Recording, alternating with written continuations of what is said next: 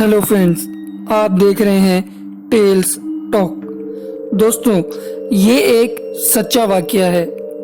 जिन्होंने हमें ये वाकया भेजा है वो बताती हैं कि आज मैं आपसे अपनी लाइफ का एक छोटा सा वाकया शेयर कर रही हूँ। जैसा कि आप सबको मालूम है कि जब बेटियों की शादी की उम्र होती है तो पेरेंट्स अच्छे रिश्ते के लिए बहुत परेशान होते हैं।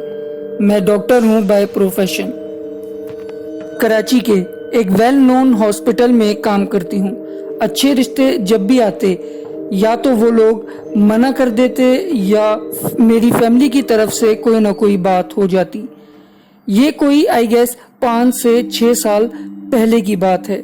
सनम बलोच का मॉर्निंग शो आया करता था ARY न्यूज़ से।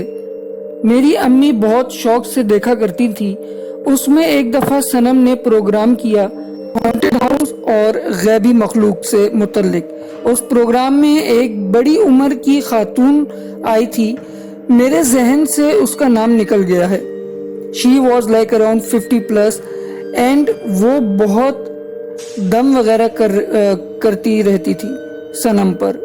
अकॉर्डिंगली बताया करती थी कि किसके साथ क्या प्रॉब्लम है।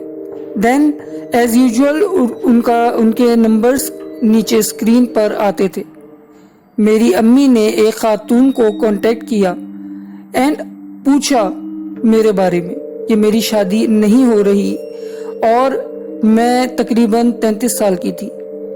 खातून ने बताया कि मैं आपको फ़ोन पर नहीं बता सकती, आप मेरे घर आएं, मैं 2 बजे के बाद मिलती हूँ। तो अम्मी और मैं और अब्बा उनके घर चले गए। मुझे तो इन लोगों पर यकीन नहीं है, लेकिन मेरी अम्मी ने मुझे बहुत बोला। खैर, she called us inside her room. Hall की तरह था और वहाँ पर वाइट चादरें बिछी हुई थी। कोई और रूम में नहीं था, बस मैं, वो खातून और मेरे पेरेंट्स। मुझसे पूछा कि हाँ बेटा, क्या मसला है। मैंने बोला अम्मी लेकर आई हैं, शादी के सिलसिले में रिश्ते नहीं आ रहे। उन्होंने कहा कुछ देर अमल करके के बंदिश है तुम पर, में बहुत अच्छी हो, आगे भी बहुत जाओगी इंशाल्लाह। मैं तुम्हें एक तावीज़ देती हूँ, ये अपने रूम में लगाना है। दीवार पर जिस तरफ तुम सोती हो सिरहाने लगाना है। दूसरा, अपने पर्स में बरकत के लिए रखो। ये तावीज़ नहीं है, एक्चुअली मेरे बड़ों के पास अमानत है। ये रसूल अल्लाह सल्लल्लाहु अलैहि वसल्लम का ख़त है, उन्होंने लिखवाया था। कुछ अरबी में लिखा हुआ था एक पेपर पर। उन्होंने हमें 2 हफ्ते बाद दोबारा आने का कहा, लेकिन कोई पैसे या कोई और चीज़ नहीं ली। हम वहाँ से आए तो अम्मी ने वो पेपर मेरे बेड के साथ वॉल मतलब दीवार पर लगा दिया। फिर मैं उस रूम में सोना शुरू हुई। तकरीबन 1 बजे मुझे ऐसा लगा कि मेरे साथ कोई बेड पर बैठा है। पहले तो मैंने सोचा कोई वहम है, लेकिन फिर मैंने महसूस किया कि मेरे सर पर कोई हाथ फेर रहा है। मेरी तो चीखें निकल गई। अम्मी अब्बू दोनों मेरे रूम में आए। अम्मी ने पूछा कि क्या हुआ। मैंने अम्मी को बताया तो उन्होंने कहा कि तुम्हें तो बस वहम हुआ है, चलो मैं तुम्हारे साथ लेट जाती हूँ। जैसे ही अम्मी और मैं बेड पर लेटे और लाइटें बंद करी, अचानक महसूस किया कि जैसे कोई बेड पर जंप मारकर आया है। अम्मी ने फौरन आयतल कुर्सी पढ़ना स्टार्ट कर दी और अचानक मुझे महसूस हुआ मेरे बाल कोई जोर से खींच रहा है। अम्मी और मैं पागलों की तरह चीखने लगे। इतने में अब्बू और भाई आ गए। लाइट ऑन की, कुछ नहीं था।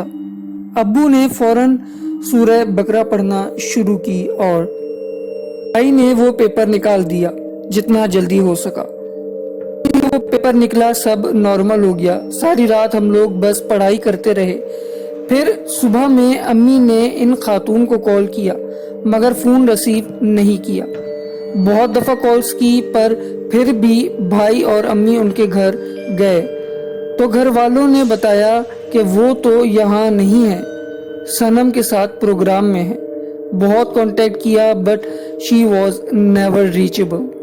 फिर मस्जिद के मौलाना साहब को वो पेपर दिखाया। उन्होंने बोला कि इसको आप समंदर में फेंक आए।